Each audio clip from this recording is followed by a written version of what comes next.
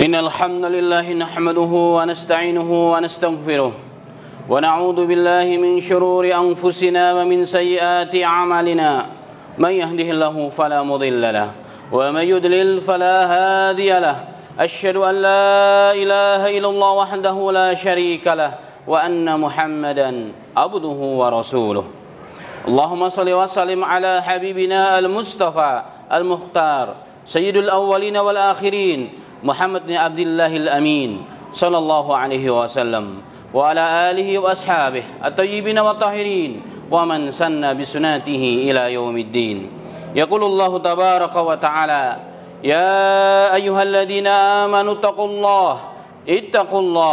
اتقوا الله حق تقاته ولا تموتن إلا وأنتم مسلمون يا أيها الناس اتقوا ربكم الذي خلقكم من نفس واحدة وخلق منها زوجها وبث منهما رجالا كثيرا ونساء واتقوا الله الذي تساءلون به والأرحام إن الله كان عليكم رقيبا يا أيها الذين آمنوا اتقوا الله وقولوا قولا سديدا يصلح لكم أعمالكم ويغفر لكم ذنوبكم ومن يطع الله ورسوله فقد فاز فوزا عظيما أما بعد Ma'asyiral muslimin, sidang Jumat Masjid Imanuddin yang dirahmati dan dimuliakan dan diberkati oleh Allah Subhanahu wa taala. Bersyukur kepada Allah taala di siang yang berbahagia ini. Kita semua dimudahkan oleh Allah. Dimudahkan kedua langkah kaki kita dari aktivitas harian kita, dari kediaman rumah tinggal kita menuju tempat yang paling dicintai dan diberkahi di muka bumi ini, yakni rumah Allah Subhanahu wa taala. Dalam rangka sama-sama mewujudkan bentuk ubudiyah kita kepada Rabb kita, kepada Khalik kita Allah Subhanahu wa taala, yakni menjalankan salat Jumat berjamaah. Semoga Allah menerima ibadah kita dan Allah membimbing kita hingga akhir hayat kita. Amin ya rabbal alamin. Salawat serta salam tidak lupa kita haturkan kepada junjungan Nabi besar Muhammad sallallahu alaihi wasallam dan kepada seluruh sahabat-sahabatnya, ahli keluarganya, para orang-orang memperjuangkan agama dan sunnahnya, dan semoga kita semua termasuk di dalamnya. Amin ya rabbal alamin. Ma'asyiral muslimin, sidang Jumat rahimani wa rahimakallah. Pada khutbah yang kali singkat ini Al-Khatib akan mengangkat sebuah khutbah yang bertema At-Tabayyun atau At-Tathabut. Tabayyun atau tasabut yang diterjemahkan dalam bahasa kita bisa berarti verifikasi, cross check, mencari kebenaran. Merupakan perkara penting yang seharusnya dan merupakan kewajiban seorang muslim, apalagi kewajiban seorang muslim yang bermasyarakat dan ditambah lagi hidup di akhir zaman alati kathra fiha fitan fima dhahara minha wa mabatan, di mana hidup di akhir zaman penuh dengan fitnah yang sangat luar biasa. Fitnah siang dan malam yang gelombangnya begitu dahsyat, yang menerpa kita, baik dhawahir kita atau bawatin kita. Ma'asyiral muslimin rahimani rahimakallah. Ditambah lagi hidup di zaman era globalisasi, era informasi yang begitu sangat dahsyat, perkembangan informasi yang begitu dahsyat, yang 24 jam kita diserang, bombardir dengan informasi, isu-isu, gosip, sesuatu yang belum jelas kebenarannya. Sehingga ma'asyiral muslimin yang sangat menyedihkan adalah bahwa isu, gosip, mengumbar aurat, mengumbar syahwat, mengumbar informasi yang tidak jelas merupakan bagian yang tidak terpisahkan dari kehidupan kita, bahkan tidak terpisahkan dalam setiap majelis yang kita ada di dalamnya. Yang lebih celakanya adalah ada sebagian manusia, segelintir manusia yang menjadikan ini sebagai kesempatan untuk mencari materi, untuk menjadikan komoditas, mencari keuntungan duniawi yang tidak segan-segan menjual auratnya, kehormatan pribadi dan keluarganya, bahkan golongan dan bangsanya. Wa na'udzubillahi min dzalika. Padahal ma'asyiral muslimin, efek dari tidak mengklarifikasi, tidak adanya tawayun, berbagai penyakit muncul dalam Islam yang dikecam oleh Islam. Di antaranya adalah suudzon. Padahal suudzon adalah dosa. Di antaranya adalah tajassus, mencari kesalahan orang lain, memamatai orang lain, kemudian menyebarkan fitnah ghibah. Dan Allah telah melarang dalam Al-Quran dengan berfirman, A'udzubillahi minasyaitonirrajim. Ya ayyuhalladzina amanu istanibu katsiran minadh-dhann Inna ba'da dhanni ismu wa la tajassasu wa la yaghtab ba'dakum ba'da ayuhibbu ahadukum an ya'kula lahma akhihi maytan fakarihtumuh wattaqullah. Allahu akbar. Allah berfirman, ya wahai orang-orang yang beriman, ya ayyuhalladzina amanu ijtanibu katsiran minadh-dhann, jauhilah oleh kalian prasangka. Fa inna ba'da dhanni ism, sesungguhnya sebagian besar sangka buruk kepada orang lain yang tidak dibarengi dengan klarifikasi tabayyun tersebut adalah ismun, yang akan menimbulkan penyakit berikutnya, tajassus mencari kesalahan yang menimbulkan penyakit berikutnya, yakni ghibah. Padahal Allah mengatakan, ayuhibba ahadukum, maukah di antara kalian memakan daging saudaranya yang sudah jadi bangkai, fakarihtumu, padahal kalian tidak mau.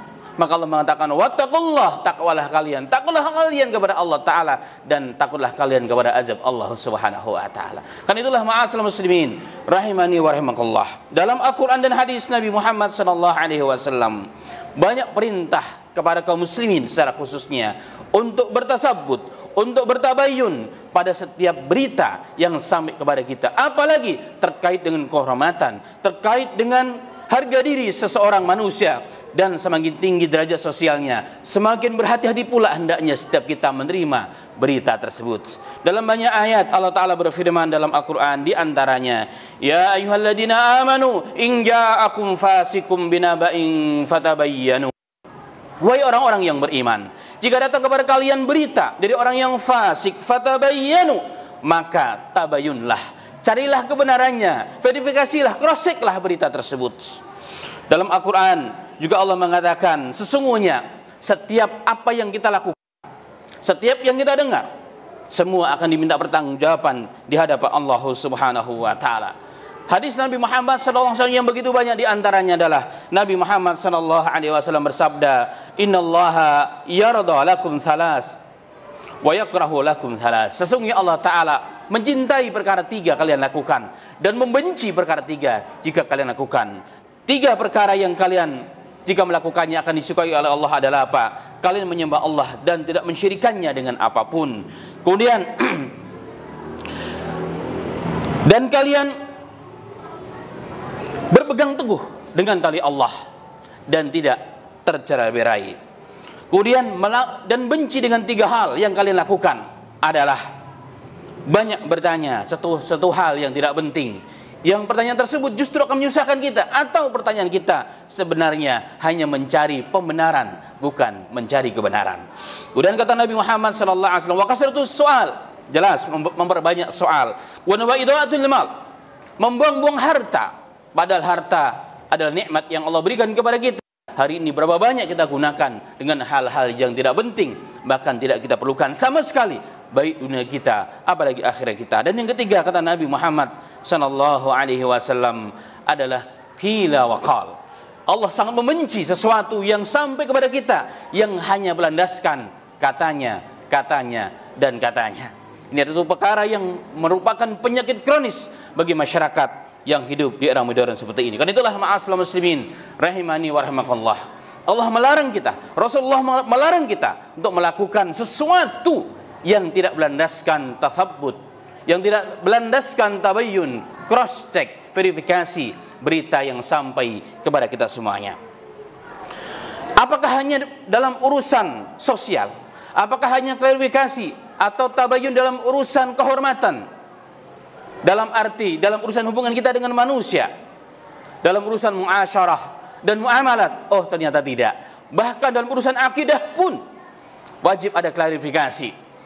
Dalam urusan ibadah pun wajib untuk klarifikasi. Dalam Al-Quran Allah mengatakan, fa'lam annahu la ilaha illallah. Ketahuilah, klarifikasilah bahwa tidak ada Tuhan yang berhak disembah kecuali Allah Subhanahu wa Ta'ala. Dalam urusan ibadah, satu contoh, menjelang waktu puasa Ramadan, Rasulullah SAW dalam riwayat Bukhari dan Muslim mengatakan, apabila puasalah kalian ketika kalian melihat hilal, dan jika tertutupi hilal tersebut, maka sempurnakanlah menjadi 30 hari Sya'ban itu. Kata Nabi Muhammad sallallahu alaihi wasallam. Dalam hal ini maka Nabi Muhammad mengisyaratkan kepada kita bahwa berpuasa yang merupakan ibadah, yang merupakan rukun Islam, satu di antara yang 5. Berpuasa itu diawali dengan mentabayyun, memastikan kebenarannya bahwa besok, bahwa sudah masuk waktu Ramadan, sehingga malamnya kita salat tarawih dan sebelum tidur atau sebelum kita bangun pagi hari kita telah memakan sahur. Ini merupakan perintah agama ma'asyiral muslimin. Dalam hal apa saja, maka klarifikasi, tabayyun masuk dalam perintah Allah Subhanahu wa taala. Yang berikutnya adalah pertanyaannya, siapakah yang wajib untuk melakukan klarifikasi? Jika kita melihat kepada ayat yang tadi saya bacakan di awal, ya ayyuhalladzina amanu in ja'akum fasikun, wahai orang-orang yang beriman, maka perintah mengklarifikasi untuk semua orang, tapi yang pertama dan utama adalah orang-orang yang mengaku beriman kepada Allah Subhanahu wa taala. Siapa saja, datang dari siapa saja, jika dia beriman wajib kita klarifikasi. Aneh bin ajaib, hari ini klarifikasi hanya dilakukan untuk orang-orang yang sepaham, yang dianggap semanhat, yang dianggap sepaham. Jika tidak perlu klarifikasi katanya. Sudah cukup dengan orang lain. Pada mengklarifikasi itu masalah harus dari dua sisi. Aneh bin ajaib ma'asyiral muslimin. Inilah di antara fitnah-fitnah yang timbul di akhir zaman. Kemudian yang kedua, dari siapakah klarifikasi tersebut? Allah Ta'ala berfirman, wahai orang yang beriman, in ja'akum fasik, jika datang berita kepada kalian, seorang berita yang dibawa oleh orang yang fasik, fatabayyanu, maka klarifikasilah, maka tabayyunlah, maka carilah kebenaran. Kadang klarifikasi itu sebenarnya mencari, proses mencari kebenaran yang sesungguhnya, yang sebenarnya. Maka berita yang dibawa oleh orang yang fasik wajib kita mengklarifikasi sebelum menyebarkannya, sebelum meyakininya, bahkan sebelum ikut-ikutan kita menuduh dan menghukumi orang lain. Yang jadi pertanyaan, siapakah fasik itu? Para alim ulama Ahlussunnah wal Jamaah mengatakan, kefasikan adalah perbuatan yang keluar atau melanggar syariat Allah. Maka ianya bertingkat-tingkat. Semakin banyak pelanggarannya, maka semakin berat pula hukum kefasikan terhadapnya. Berarti ma'asyiral muslimin, kefasikan ini menimpa kita, termasuk yang berbicara di mimbar yang mulia ini. Kefasikan ada pada kita. Setiap hari berapa banyak kita langgar syariat Allah. Mata melanggar syariat Allah, telinga melanggar syariat Allah, mulut melanggar syariat Allah, tangan, kaki, semua yang ada dari kita banyak kita langgar. Maka sesungguhnya kita tersemua masuk dalam kategori orang-orang yang fasik. Hanya membedakan adalah tingkat kefasikannya tersebut antara kita semuanya. Dan itulah ma'asyiral muslimin rahimani wa rahimakallah. Maka tabayyun hukumnya harus. Kemudian Allah mengisahkan atau Allah menegaskan efek dari tidak ada tabayyun.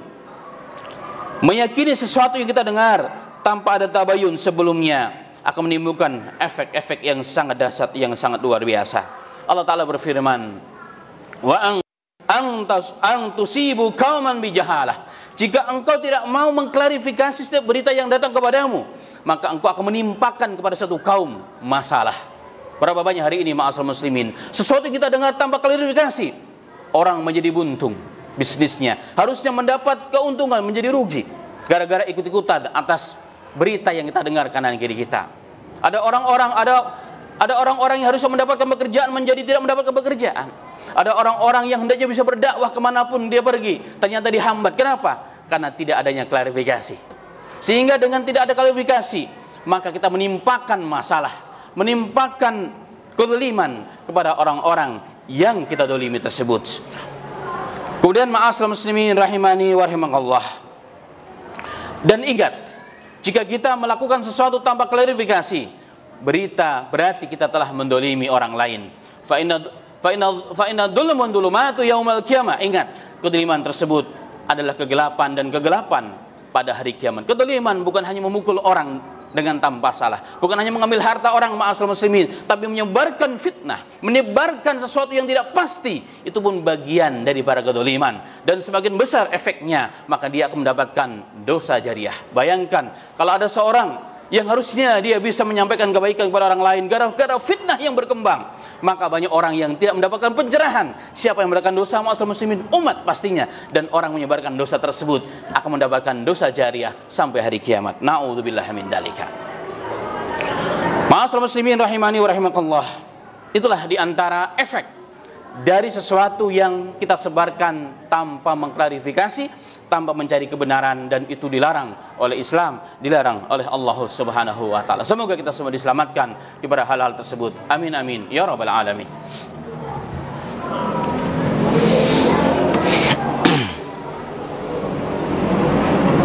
Allahumma shalli wa sallim ala sayyidina Muhammad wa ala ali sayyidina Muhammad.